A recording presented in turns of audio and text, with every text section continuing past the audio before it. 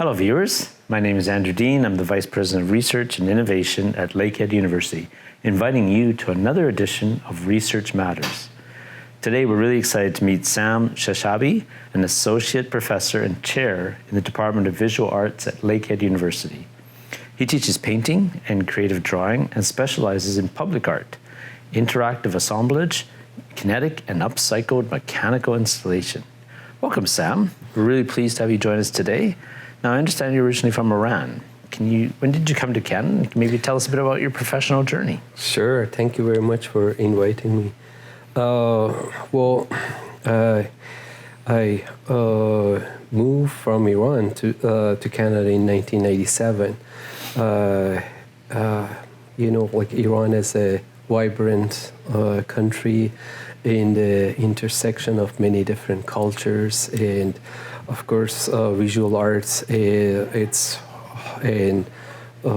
something very unique, and the entire culture and values visual arts greatly. I went to Lakehead University to get my undergrad degree, and in and around 80s also was growing up during the tumultuous time of war between Iran and Iraq that lasted 8 years. So it affected me in so many different ways of appreciating life and kind of thinking about what my job would be as an artist and what are the gifts that I can have for my communities wherever I am.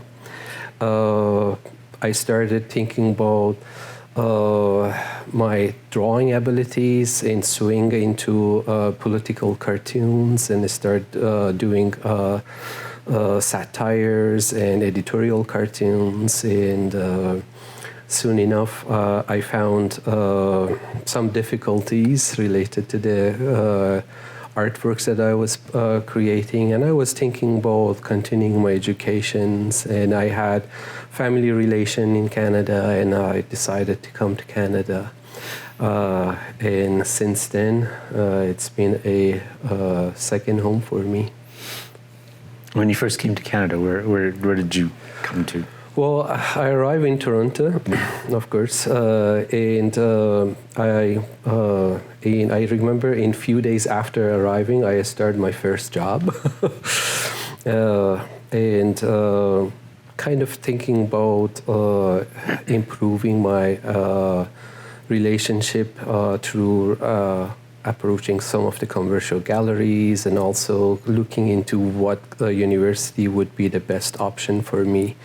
At the time, I was so fascinated by the art that was coming out of York University, and I was very interested to work with a certain profs, as usual. Like, we are all fascinated in the world of visual arts. You kind of look at the artworks and you kind of feel, oh, I love this type of artwork, so I want to kind of see if I can learn more about it. So I went specifically to York, and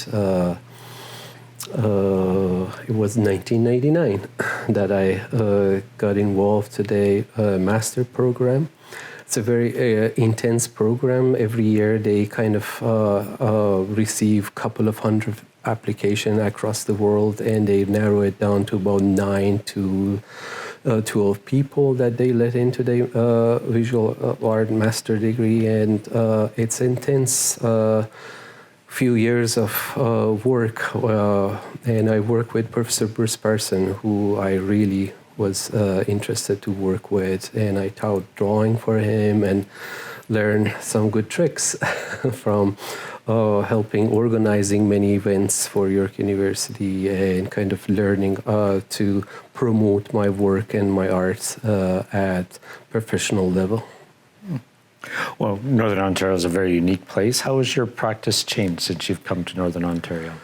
That's quite interesting journey. In 2002, after I graduated, I was kind of thinking about, of course, so many different teaching jobs, and I was applying for different schools. And there was an opening at a small school, White Mountain Academy of the Art in the city of Elliott Lake. And actually, my prof at the time, my supervisor, encouraged me to apply for this work. And he said, I think you will see Canada in a different way if you move to Northern Ontario. And sure enough, it really changed my life. There, I also, after a few years of working, took responsibility to look after the gallery we had there. And in the gallery, we had 10,000 artifacts from different parts of Canada, James K. Botterman Art Gallery. And it opened my eyes towards some of the issues with the land, particularly Elliott Lake has a huge history with uranium mining. And at the time, learning about it, it really changed my idea about how I should deal with my art. Learning and seeing the effects of mining, like uranium mining, released the tailing through Serpent River, and sure enough, down the road, right beside the lake, there was a First Nation community. And at White Mountain Academy, I worked with some of the artists that they grew up in the area, and they were telling me all their stories and health issues and environmental issues that they dealt with, and it really affected me in terms of thinking process involved with my own art and material I use, how I should look into my also history and past, and also history of colonization. Wonderful. We often think of research as kind of lab-based or maybe human health-based, but tell me how research and visual arts go together. How do you incorporate research into your work? Well, I think it would be different for every visual artist, but mainly for me, it comes from finding some subject matter close to home, to my heart, and I feel like so attached to it, and I want to learn more about it. And I start studying, learning, and want to have some background in the science involved with it and understand the geographical locations and how that affects the science. And then, of course, for me, it's drawing.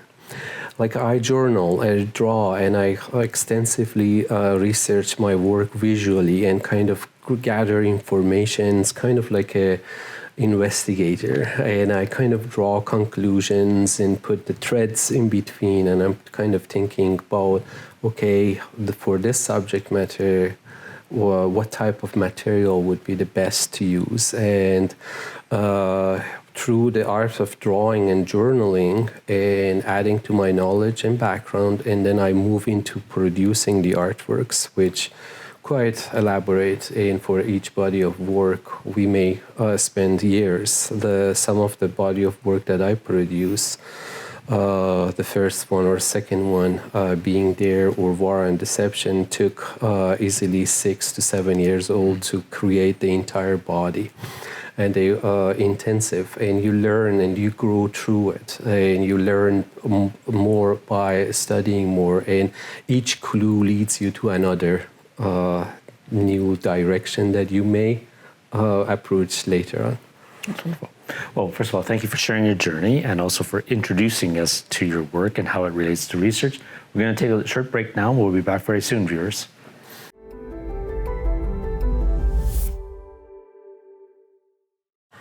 Welcome back, viewers. You are watching Research Matters, brought to you by Lakehead University. Sam, before the break, you were sharing some of the influences behind your art and how your practice has changed over time, especially once you moved to Northern Ontario. Have you been able to involve community in some of your work? And also, are there any funders that you might want to acknowledge in regards to any of your work? Yes, absolutely. Let's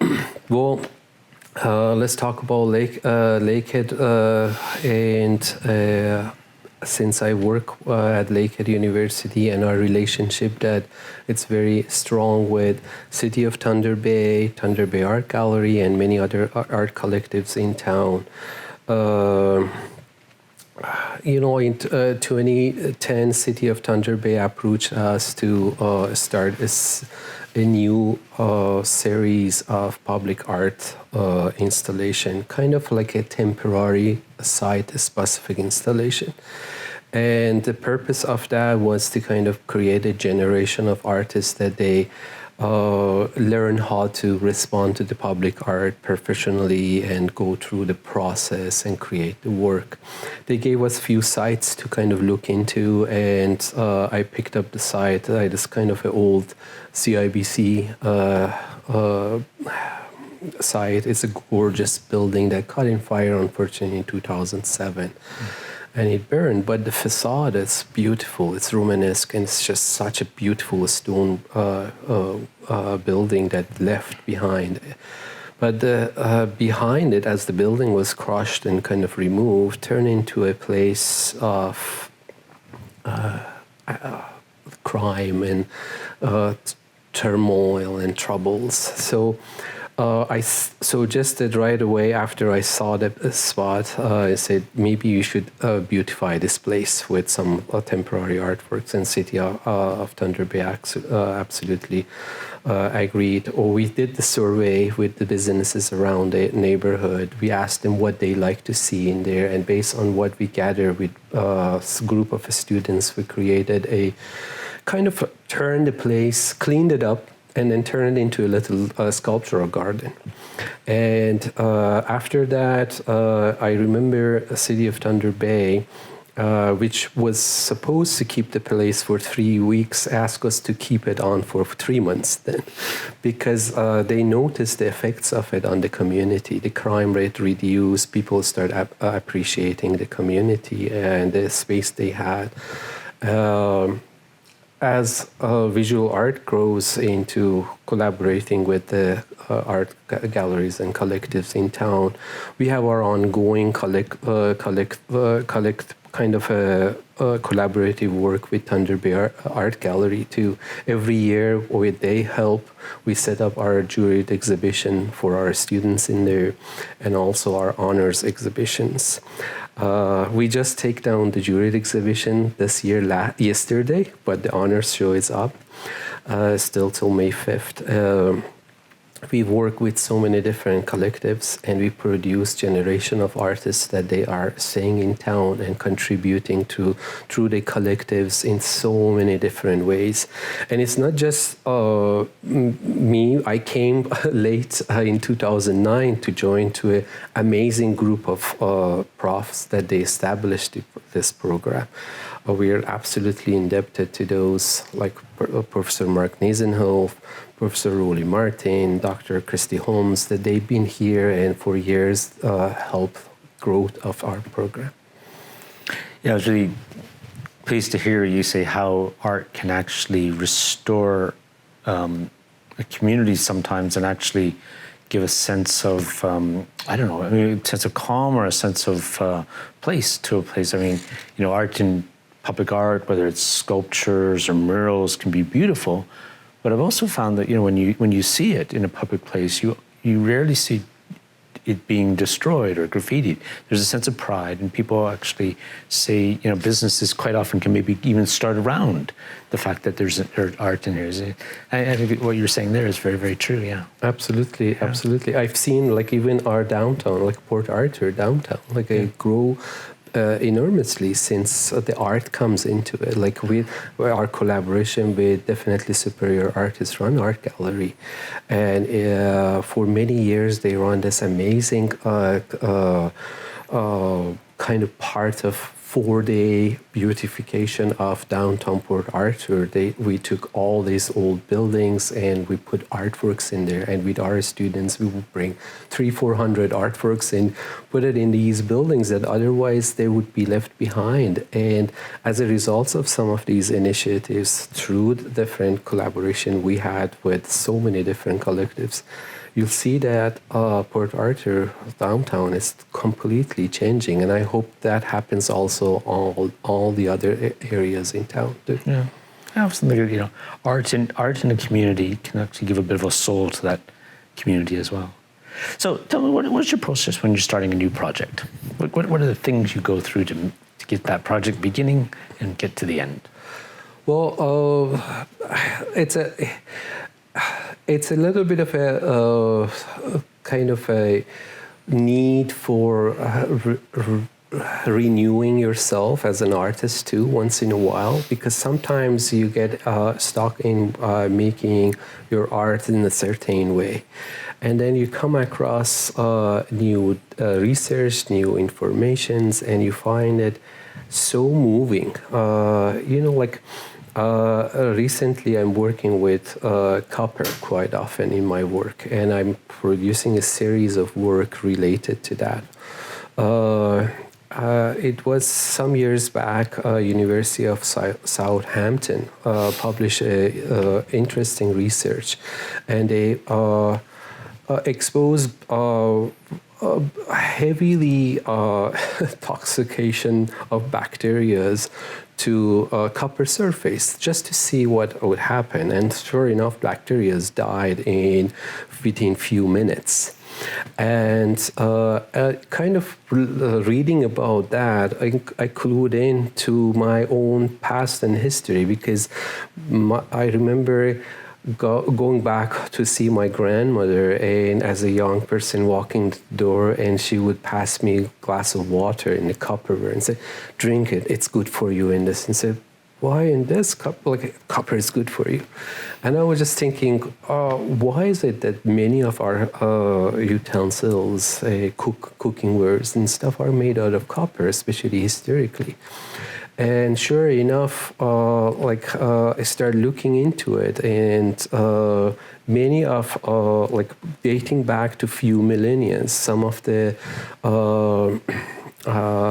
kind of clues are in there that even soldiers would carry a little copper shaving with a jar of honey, and they would apply it on their wound to cleanse and go through the cleansing. And I'm thinking, wow, I got to do something with this. And then I'm starting now with series in relation to changing my attitude towards material and how that substructures affects the art that I produce. And I know that artists do love to change their mediums sometimes, and whether they go from sculpture to art to large to small, I think that's the beauty of sometimes being an artist and evolving. Okay, we're going to take another short break and be right back to continue our discussions with Sam and meet one of his students. Thank you. Okay.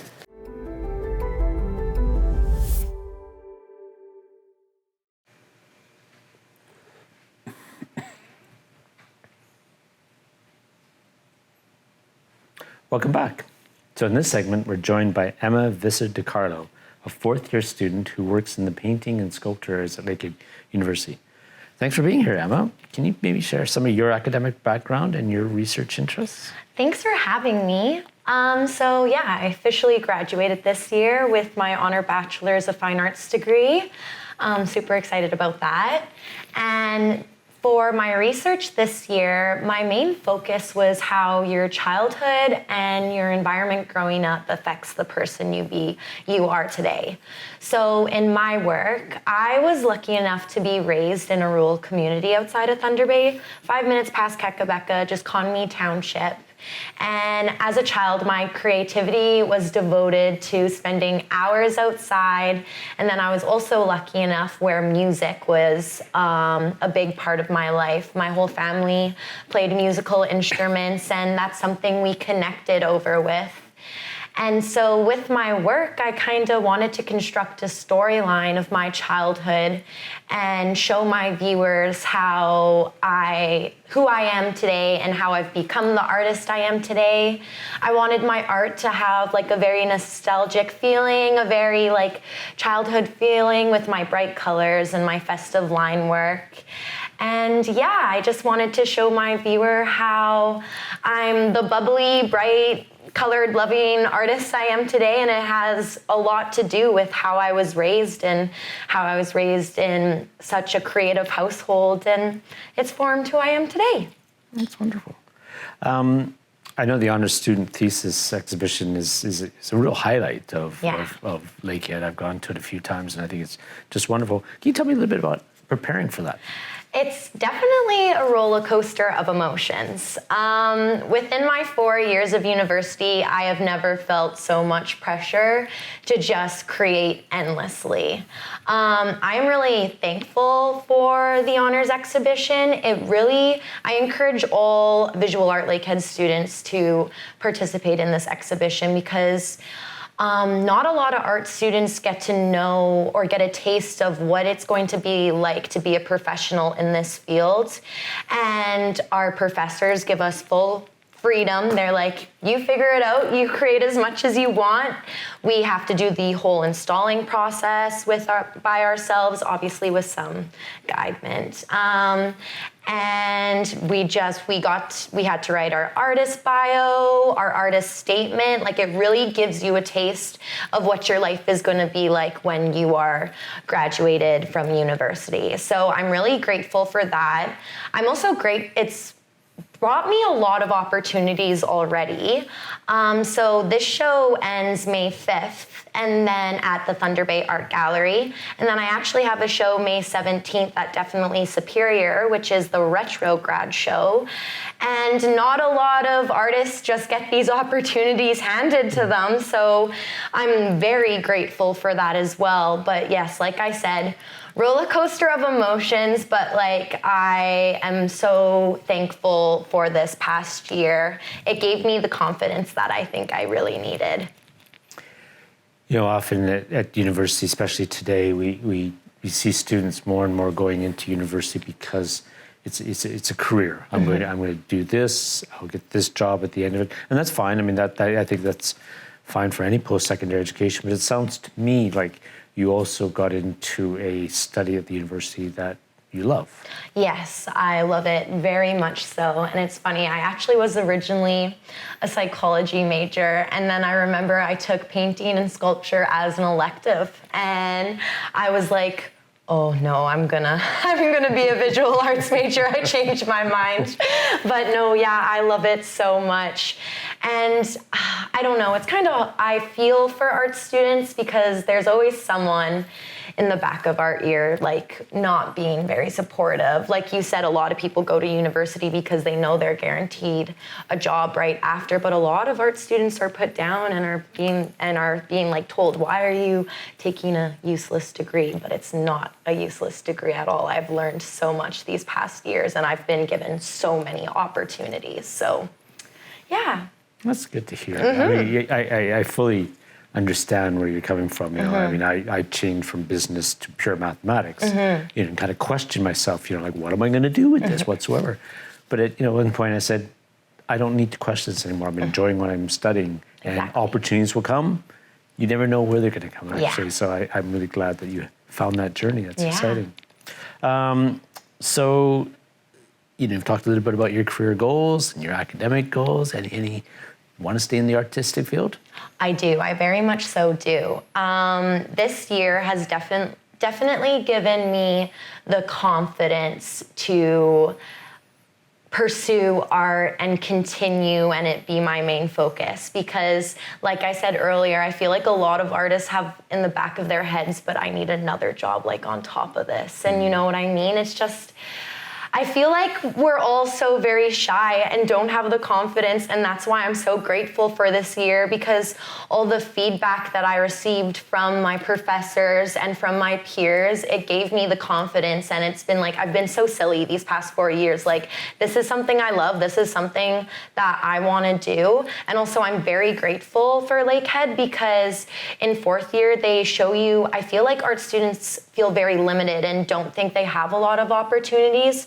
But in fourth year, the professors like show you all the opportunities that like there are many opportunities. You just gotta pick the right one for you. Like, I didn't even know that artist residencies were a thing until I went to Lakehead University, and like you can go stay in like a castle in France and just paint for like a month as long. It's obviously there's more information than that, but I didn't even know that was an option. So like to any Lakehead student, just like don't put yourself in a box. There are so many opportunities, so many. That's a great message. Absolutely. Thanks, Emma. So, Sam, where can we find out more information about some of your current projects? My website and some of my recycled and upcycled mechanized machines are on YouTube, Vimeo, and one of the recent project that I'm involved, it's called Modabi. It's a call through Thunder Bay Art Gallery, and it's funded through Canada Art Council New Chapters, and it's a collaborative work, and they commissioned 27 artists regionally to produce artworks in response to an Anishinaabe word called Modabi. Modabi is he and she went by the shore, and it's artists respond to the body of water that it's right before our cities quite often. And my recent works can be viewed there too at Thunder Bay Art Gallery's website. That's wonderful. Well, research occurs in a variety of ways, and we often think of research happening in a lab or collecting data from people. But as we learned today from our discussion with Emma and Sam, research also takes place in the planning and implementation of new art and following through on it. And it's through these processes that meaningful changes can occur that have a positive impact on our community. Thank you for joining us today for another edition of Research Matters. And until next time, Emma Visser-Dicarlo, Vice President of Research and Innovation at Lakehead University, wishing you all the best. Thank you both, Emma, and thank you, Sam. Thank you very much.